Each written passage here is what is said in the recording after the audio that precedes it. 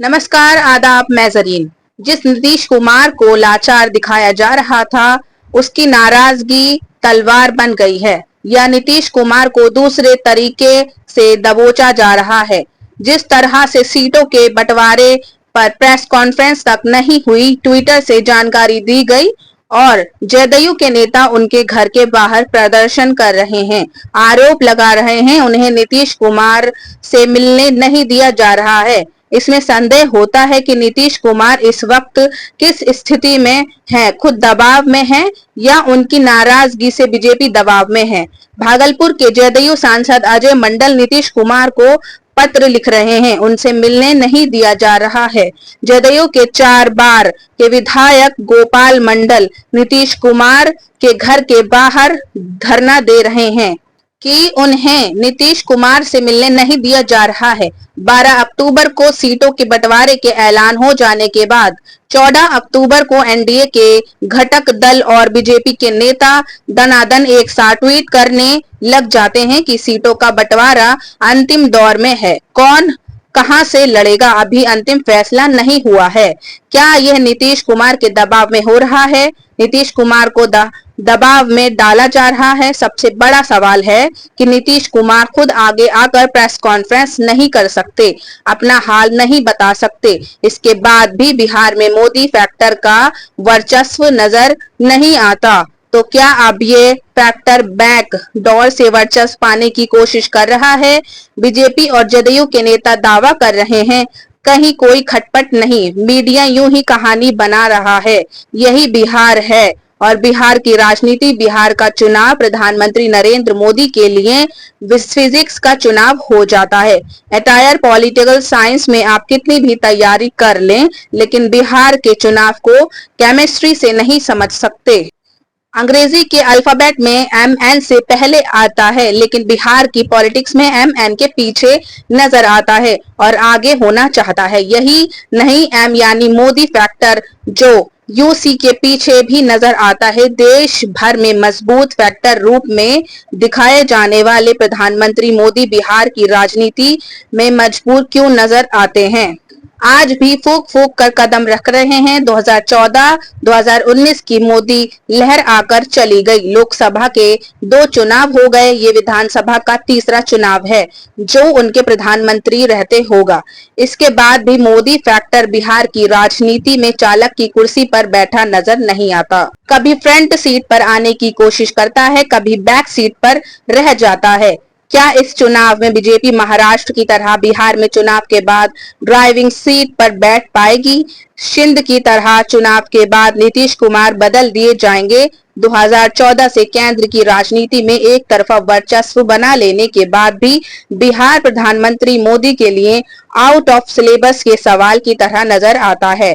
UP में सपा और बसपा जैसी दमदार पार्टियों को किनारे कर बीजेपी ने अपना वर्चस्व जमा लिया, लेकिन बिहार में बीजेपी आज तक 4 दलों के आगे पीछे घूमती नजर आ रही है। 12 अक्टूबर की शाम बीजेपी की केंद्रीय चुनाव समिति बैठक में सीटों का फैसला हो गया कि 101 पर बीजेपी और 101 पर जदयू चुनाव लड़ेगी। चिराग पासवान की पार्टी 29 पर और हम RLM 6 सीटों पर चुनाव लड़ेंगी। जाहिर है इस बैठक में बीजेपी के सभी उम्मीदवारों के नाम पर भी मुहर लगी होगी, क्योंकि चुनावों की ये सर्वोच्च संस्था है। ऐसा तो नहीं हो सकता यहाँ केवल संख्या पर फैसला हुआ हो और उम्मीदवारों पर नहीं, सीटों पर नहीं। इसके 2 दिन बाद एनडीए के नेता कह रहे हैं कौन कहां से लड़ेगा, अंतिम फैसला अभी नहीं हुआ है। और तभी दोपहर में बीजेपी 71 सीटों पर उम्मीदवारों के नाम भी जारी कर देती है। इसमें तो यही लिखा है कि केंद्रीय चुनाव समिति ने नामों पर मुहर लगाई है। 30 सीटों के नाम क्यों नहीं जारी हुए? उनके नाम जारी होने पर ही पता चलेगा कि बीजेपी ने तय सीटों पर ही उम्मीदवार घोषित किए हैं या उसमें कुछ बदलाव हुआ है। यही नहीं, बीजेपी के दफ्तर में दोपहर के वक्त नित्यानंद राय और धर्मेंद्र प्रधान के खिलाफ नारेबाजी होने लगी। टिकट नहीं मिलने की नाराजगी बीजेपी में भी कम नहीं है।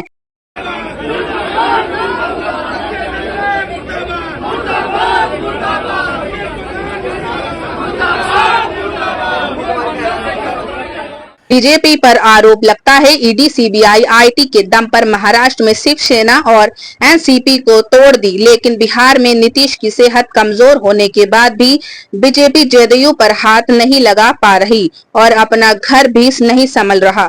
अनुशासित पार्टी के कार्यकर्ता इस दफ्तर में अपने हक की मांग कर रहे हैं। इस सवाल पर जरूर गौर कीजिए कि आखिर क्या हो गया कि 14 अक्टूबर को चिराग पासवान, उपेंद्र कुशवाहा और सम्राट चौधरी को ट्वीट करना पड़ा कि कौन कहां से लड़ेगा। अभी इसका अंतिम फैसला होना बाकी है। क्या नीतीश नाराज हैं? उनकी नाराजगी की खबर ने एनडीए और बीजेपी नेताओं के होश उड़ा दिए हैं, या नीतीश को दबोचा जा रहा है। 14 अक्टूबर को सम्राट चौधरी ने ट्विटर पर लिखा कि एनडीए दलों में सीट संख्या का विषय सौहार्दपूर्ण बातचीत में पूरा हो चुका है। कौन दल की सीट पर लड़ेगा यह चर्चा भी सकारात्मक बातचीत के साथ अंतिम दौर में है। मोदी जी और नीतीश जी के नेतृत्व में एनडीए के सभी दल एकजुटता के साथ पूरी तरह तैयार हैं। यही बात चिराग भी लिखते हैं और उपेंद्र कुशवाहा की बातचीत अंतिम दौर में है। अभी तक ये समझा जा रहा था कि चिराग को अधिक सीटें मिली हैं, इसलिए बीजेपी के नेता नाराज हैं, मगर अब नीतीश कुमार की नाराजगी का फैक्टर भी सामने आ रहा है। हम इस वीडियो के लिए लिख ही रहे थे कि कैसे बीजेपी और बीजेपी के अन्य सहयोगी दलों ने चिराग पासवान को 29 सीटें दिए जाने को लेकर नाराजगी जताई और उससे क्या संकेत जाता है। तभी चिराग पासवान, उपेंद्र कुशवाहा, सम्राट चौधरी का ट्वीट आता है, कौन कहां से लड़ेगा। अंतिम फैसला नहीं हुआ। मीडिया के केवल महासंगठन के बिखर जाने की खबरें चलती हैं, लेकिन एनडीए में क्या हो रहा है, फैसला हो जाने के बाद अंतिम रूप देने की बात क्यों हो रही है, इस पर कोई नहीं कहेगा। नीतीश कुमार की क्या स्थिति है, इस पर पूरी तरह चुप्पी है। प्रधानमंत्री मोदी से बिहार की राजनीति संभलती नहीं लग रही, मगर ऐसा भी लग रहा है वे किसी और तरीके से कंट्रोल करते हुए नजर आ रहे हैं। जनता दल यूनाइटेड के नेता संजय झा को लेकर मीडिया में चर्चा चल रही है। नीतीश कुमार सीटों के बंटवारे से नाराज हैं। हम अपनी तरफ से इन राजनीतिक चर्चाओं की पुष्टि नहीं कर सकते, लेकिन जो हो रहा है, खबरें छप रही हैं, चर्चाएं चल रही हैं, उन्हीं को जोड़कर आपके सामने एक तस्वीर रख सकते हैं कि जहां नीतीश कुमार अभी भी खूंटा गाड़ कर खड़े हैं और प्रधानमंत्री मोदी को समझ नहीं आ रहा कि बीजेपी का खूंटा कहां गाड़ें, यहां गाड़ें या वहां गाड़ें। हम इस तस्वीर पर बात करना चाहते हैं। 2014 से 2025 आ गया, तब भी बीजेपी और प्रधानमंत्री मोदी का बिहार में यह हाल है।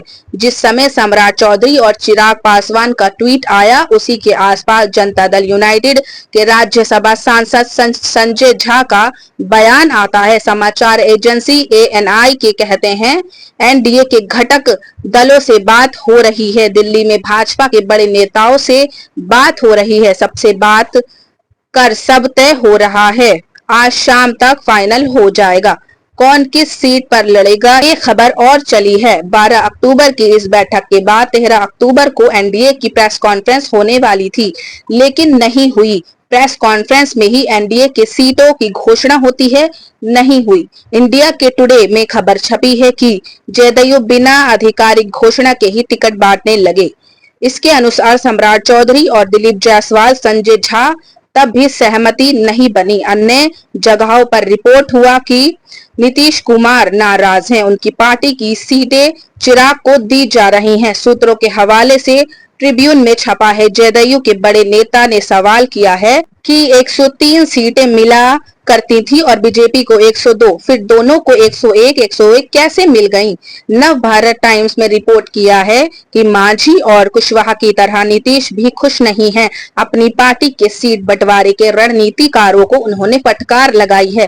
बिहार के चुनाव में एक और एम फैक्टर है, मोदी फैक्टर के अलावा महिला फैक्टर है। महिलाओं के खाते में 2100 करोड़ रुपए क्यों डालने पड़े? बिहार का ये एम फैक्टर अगर नीतीश और मोदी के साथ है तो चुनाव से पहले तो 2100 करोड़ क्यों डालने पड़े?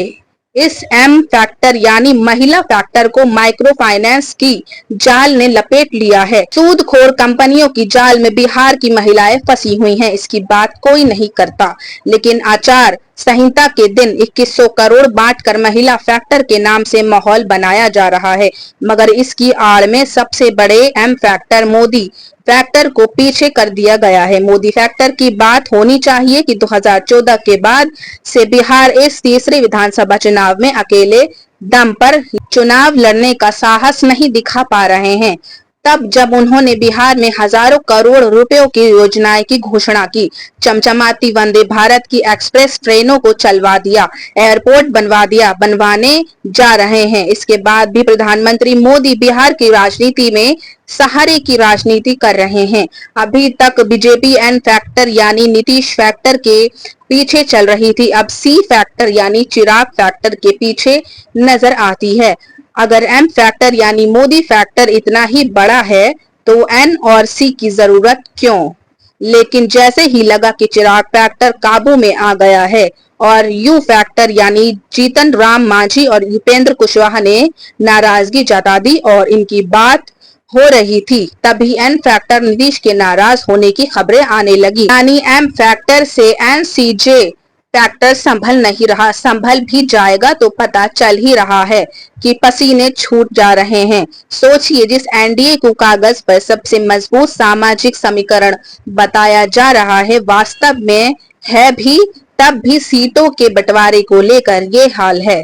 कोई एम यानी मोदी फैक्टर की बेबसी की बात नहीं करता कि चिराग पासवान को अपने पाले में रखने के लिए बीजेपी ने अपनी जीती हुई सीटें छोड़ दी और पार्टी के भीतर नाराजगी बढ़ गई।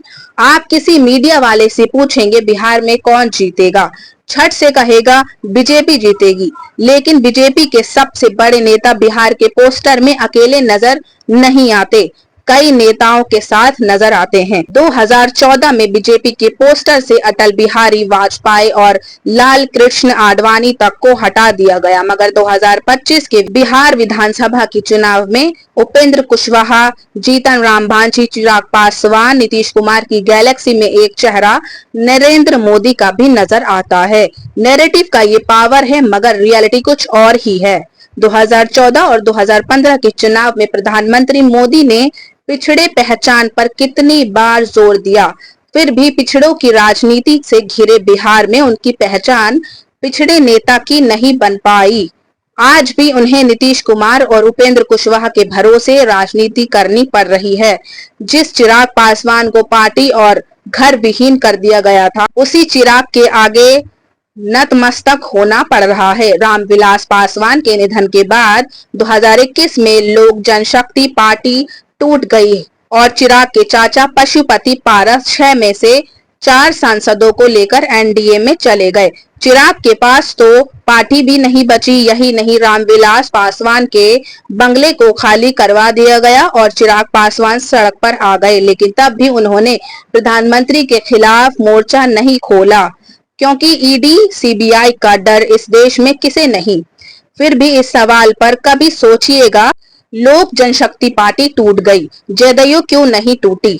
बिहार में बीजेपी के सबसे बड़े एम फैक्टर यानी मोदी फैक्टर ना जांच एजेंसी का इस्तेमाल कर पाए, ना जनता के बीच खुद को सबसे बड़ा पिछड़ा नेता साबित कर पाए। मोदी मीडिया इस पर कभी बात नहीं करेगा। आखिर कुछ तो बताइए कि जिस बिहार में बीजेपी की जीत के दावे किए जा रहे हैं, उस बिहार में एम की जगह एन को क्यों रखे जा रहे हैं? 2020 में हालत ये थी कि नीतीश कुमार 115 सीटों पर लड़कर 43 ही जीते। इतनी बेकार स्ट्राइक रेट के बाद उन्हें तो टीम से बाहर कर देना चाहिए था, लेकिन बीजेपी उन्हें हटाकर अपना मुख्यमंत्री बनाने की हिम्मत नहीं कर पाई। 5 साल तक चुपचाप नीतीश के नेतृत्व में काम करती रही, लेकिन अपना नेतृत्व नहीं स्थापित कर पाई। इस हिसाब से देखिए तो ये तर्क एकदम फालतू है कि चिराग पासवान का लोकसभा में स्ट्राइक रेट ज्यादा था तो उन्हें 29 सीटें दी गईं। 2020 के विधानसभा में चिराग पासवान अकेले लड़े 137 सीटों पर, मगर जीते केवल 1 सीट। तो ये स्ट्राइक रेट का एक सच ये भी है। इस सच को हटाकर 2024 को लोकसभा चुनाव के स्ट्राइक रेट का ढोल पीटा जा रहा है कि चिराग पासवान को 5 सीटें मिली और सभी पर उनके उम्मीदवार जीते। जाहिर है बीजेपी के नेता और केंद्रीय मंत्री गिरिराज सिंह ने अपने ट्वीट में स्ट्राइक रेट बढ़ाने अपनी पार्टी के केंद्रीय नेतृत्व खासकर अमित शाह और चिराग पासवान को ही सुना रहे थे। 12 अक्टूबर को सीटें बंटवारे के अगले दिन यानी 13 अक्टूबर को गिरिराज सिंह ने ट्विटर पर लिखा कि ये होता है असली स्ट्राइक रेट। आज मजबूत सीट के स्ट्राइक रेट का झुनझुना बजा रहे हैं। 2010 के बिहार चुनाव में एनडीए ने रचा था इतिहास। 243 में से जीती थी 206 सीटें। जदयू ने 141 में 115 सीटें जीती। Strike rate 81%। बीजेपी ने 102 में से 91 सीटें जीती। Strike rate 89%। इतनी प्रचंड जीत बिहार की राजनीति में फिर कभी नहीं दोहराई गई।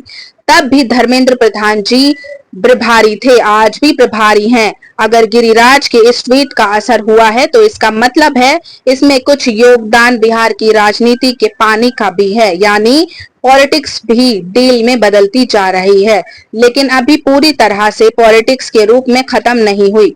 गिरिराज को लगा कि बीजेपी के ऐतिहासिक स्ट्राइक रेट की याद दिला देते हैं, लेकिन एम फैक्टर यानी मोदी फैक्टर की त्रासदी देखिए। उनके केंद्रीय मंत्री के पास दिखाने के लिए 2010 का रिजल्ट है, तब का जब नरेंद्र मोदी केंद्र की राजनीति में नहीं थे, ना केंद्र की सरकार में थे, ना बीजेपी की केंद्रीय राजनीति में। गिरिराज सिंह के ट्वीट को ध्यान से पढ़िए। वे 2010 के विधानसभा चुनाव में बीजेपी के शानदार प्रदर्शन का इतिहास बता रहे हैं। एक ही ट्वीट में चिराग को भी सुना रहे हैं और उसी ट्वीट से नरेंद्र मोदी अमित शाह को भी आईना दिखा रहे हैं। क्या गिरिराज सिंह ने बगावत कर दी? बिल्कुल नहीं, उन्होंने ऐसा कुछ भी नहीं किया, बल्कि उनका टिकट कट भी जाएगा तब भी ऐसा नहीं करेंगे। इसका कारण है ईडी, सीबीआई, आईटी। इसका डर अगर विपक्ष के नेताओं पर लागू है तो उससे ज्यादा बीजेपी के नेताओं पर भी लागू है। इसलिए गिरिराज सिंह के इस ट्वीट के सुगबुगाहट के रूप में देखिए, जिसका असर बगावत के जैसा होता नजर आ रहा है। गिरिराज सिंह ने बिहार बीजेपी के चुनाव प्रभारी बन गए। केंद्रीय मंत्री धर्मेंद्र प्रधान को भी याद दिला दिया 2010 की सफलता। तब चिराग पासवान बीजेपी के साथ नहीं थे, फिर भी बीजेपी की स्ट्राइक रेट शानदार थी। इतनी प्रचंड जीत कभी नहीं दोहराई गई। गिरिराज सिंह ने लिखा है, उन्होंने जदयू और बीजेपी के नाम लिया है, चिराग पासवान बाकी दलों का जिक्र नहीं किया। बिहार की सियासी भाषा में इसे नस दबाना कहते हैं, भोजपुरी में इसे कोहना जाना कहते हैं, हिंदी में रूठ जाना। कोहनाने वाले की खूबी होती है वह नाराज होकर घर से बाहर नहीं जाता, बल्कि घर में ही रहता है और कुछ कुछ बोलता रहता है जिससे लगे कि नाराजगी है, मगर उसकी बात को समझने के लिए ध्यान देना पड़ता है। गिरिराज सिंह का एक ट्वीट भी इसी श्रेणी में रखा जा सकता है। आप हरि माझी के ट्वीट को भी इसी कैटेगरी में रख सकते हैं।